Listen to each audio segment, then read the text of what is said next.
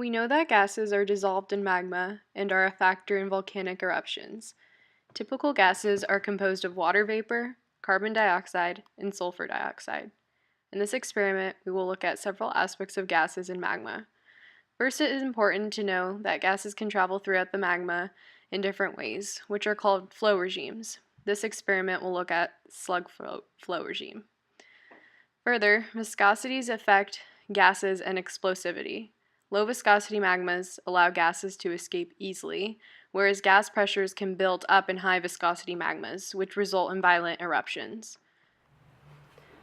Alright, so we will be taking a look at how bubbles are going to travel through liquids of different viscosities, which will kind of model our magma.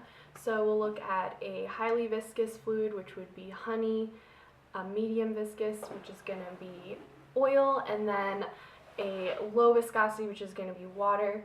And I'll just be taking this, which has a little hole drilled in the bottom so that we can watch the bubbles go up the tube and hopefully see differences in the different viscosities. I'm also going to see how temperature affects viscosity by doing one at room temperature, one at a warmer temperature, and one at a cooler temperature.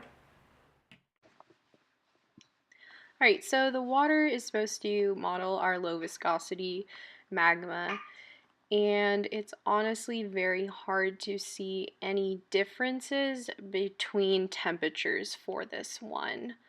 It is more obvious in the more viscous fluids, which are coming next. Okay, so on the left it's showing the cold, and on the right it's showing the hot temperature.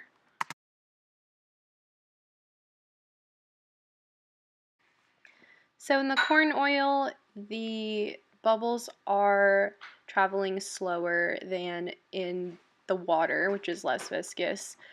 And there's also a more distinct difference between the cold temperature and the hot temperature. So on the left we have cold, and on the right we have the hot.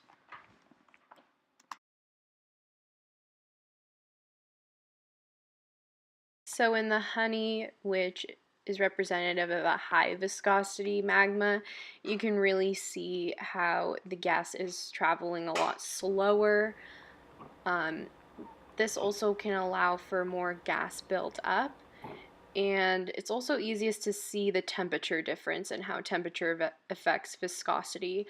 On this cold temperature one, it's to me representative of kind of a violent eruption.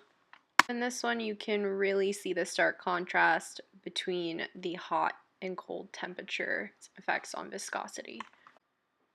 So overall, we can see how bubbles or gases would travel in different liquids or different magmas, as well as how temperature affects viscosity.